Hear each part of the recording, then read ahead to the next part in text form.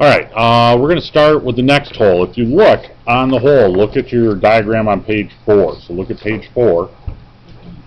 You're going to notice it's not the same as the last one we did, which was counterbore. That one looks a little different.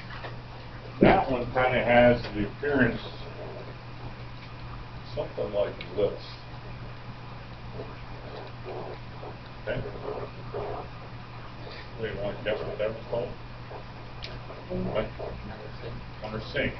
Where will we see a countersink? Well, some of the screws that we use are like invented like that. If you look at screws, and a lot of them are, not all. Like a sheet metal screw usually isn't, but they do make some that are. But most screws, like a drywall screw or a wood screw, has an angle on it. You usually want those flush with the surface. Well, you do a countersink hole, and they will be flush with the surface. Does that make sense? So that's going to be one that you're definitely going to want to use when you're designing some components. So, if you look down through, this was our drilled hole, this is our counterboard, this is a spot face, which we'll get back to. Right there is our countersink. So if I click that, it instantly is going to change. But look at the diagram. I'm just going to go back to counterboard. See the difference? We're still talking diameter of the countersink, but we have to worry about the angle. And I'm just going to show you what the angle changes. I'm going to have this here, you'll see it. If I change angle, okay, what's it changing? Did the diameter get bigger? No, it's the angle of the countersink. So if we change that to 90, it's going to be quite sharp. You see it? Basically what it's doing is, it's not really 90 degrees, is it? Because wouldn't 90 be like this? It's 45 and 45 on that side, which makes it 90. Does that make sense? So that's how that works. Our countersink is supposed to, or our pilot hole for our countersink is supposed to be 0.375. This is supposed to be 83 degrees and 0.75. Any questions on that one? And it goes through all, so there's no drill pipe. Apply that. Next one. I'm going to finish the holes and I'm going to let you do them all. Next one, if you look on there, is a, what is the next one? Yeah, the next one's a threaded hole. So next one's a threaded hole. It's a regular drilled hole, except if you look, it just has no threads going through it. Here's what's cool. To get a threaded hole, and this, when you click on it, you'll see when I click, it's going to take a second for a dialog box to pop up. But it's right here. Okay? So when I click on that, see how it's sitting there? It's not broke. It just takes a second for it to pop up. Then I get this whole selection. Threaded holes, obviously you can put bolts in there, or screws, or some type of fastening device. Threaded holes, we're going to talk more about threaded holes with another activity I'm going to do, so I'm not going to get into all the different classifications right now. I'm just going to show you how to do it. Okay, that's really what this activity is. So if we look on there, what size hole do we want? What size? 0.25.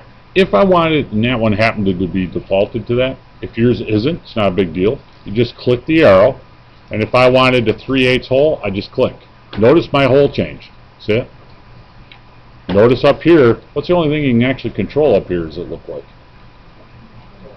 How long the threads are. Okay? Right now I got it on through all. So they're going to go all the way through, and if I look at what they have selected, it shows through all. If I said distance, now I would be able to control how deep the threads go. No big deal. So we're going through all. So I want 1/4 inch. And you have different selections of threads. And this is a part of that other lesson we're going to talk about. Like right now, their default that they're using is Unified National Force Order 20. Very common thread. And that's the one that they have selected there. So if you choose that one, okay, and then the class of fit, okay, we're going to talk about that later. They have a 1B, right-handed and left-handed threads. Does everybody know why they have left-handed and right-handed threads? Yeah. It's a good guess, but no, but it's a good guess.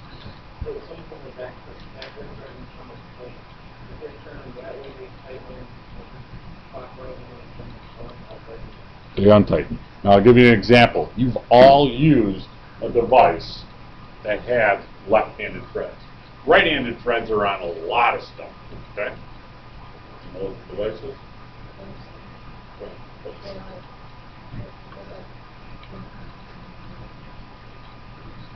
No, those are right-handed. Those are right-handed. Okay? Let's use the hand drill or the drill press. Okay? Well, you all have over in the shop. What holds on the end of the chuck is a left-handed thread. Because most of the time you're drilling or putting in a screw, you're going clockwise, right? If the screw would have held the chuck on clockwise, it would come unthreaded as you're trying to drill. So you put a left-handed thread, so as you're trying to drill, what's it trying to do? Tighten it up, which is what you want. You don't want that coming loose, right? Does that make sense? So if there's purposes for left and right, most of the time it's probably going to be a right-handed thread you're going to use. And I think in this example, they do have it as right. Okay? And we're going to fully thread it. Okay? And that gets rid of everything up here. Did you see that? So I click fully thread. When I hit apply, that's when, whoops, did I hit apply? There it goes. You'll see the threads show up. You see them? See how that hole's threaded now? Easy enough? Okay, the last one is a clearance hole. We're on a regular hole. We're going to get out of threads. I'm just going back to a drilled hole right now. That's a regular drilled hole. This here is a clearance hole. Now let me explain why you would want a clearance hole. Let's say I have a bolt and maybe your skateboard wheel is being held on. Right? There's a diameter. This is your wheel here, and then your bearings inside that, right? Bolt goes through the wheel. Bolts to where? Doesn't screw into the wheel, does it? Where does it go into? Yeah, it goes onto the board, which is screws right into the truck, right? So it goes. So your bolt is going to fasten that. So does the bolt actually fit in the hole tight? It's a little loose, isn't it? That's a clearance hole. So you need a clearance hole for something to spin around it. So that's what this does. If I click on clearance hole, notice I get all this stuff popping back up again. All I'm going to do, and this one's unified, let's see, yeah, screw threads is what they have. They want a hex head bolt.